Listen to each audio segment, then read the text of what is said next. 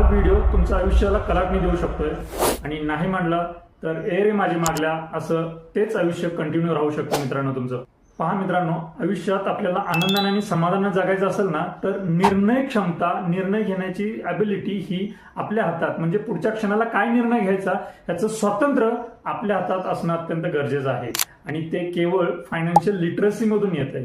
आणि दुर्दैवाची गोष्ट म्हणजे आताच रिसेंटली एक रिपोर्ट पब्लिश झाला ज्यामध्ये 27% लोक फायनान्शियल लिटरेट आहेत. मग यामुळे होतंय काय की आजूबाजूला अनेकांच्या फक्त कर्जदार लोकच दिसत आहेत, अनेकांची EMI चालू असलेलेच दिसत आहेत. खूप कमी अशी लोक आहेत की जे फायनान्शियल लिटरेट आहेत, समाधानानं आनंदाने त्यांचं ते काम करतायत. ह्या लोकांची संख्याच कमी असल्यामुळे अनेकांना हा विश्वासच नाही आहे की फायनान्शियल लिटरेट झालेला माणूस आनंदाने जगू शकतोय तो. मग फायनान्शियल लिटरेट म्हणजे काय तर ह्या 5 गोष्टी समजल्या पाहिजेत. एक, असेट्स, लायबिलिटी, इन्व्हेस्टमेंट्स, इन्फ्लेशन आणि इन्शुरन्स. एवढं जरी तुम्हाला प्रॉपरली समजलं तर तुमचं समाधानानं आयुष्य जगायची सुरुवात होऊन जाईल त्या ठिकाणी. आणि याच टॉपिकवरती आम्ही खूप डीप मध्ये काम करतोय. तुम्हाला जर इंटरेस्टेड असेल तर या नंबरवरती संपर्क करा आणि आयुष्य समाधानानं जगायला सुरुवात करा. थँक्यू.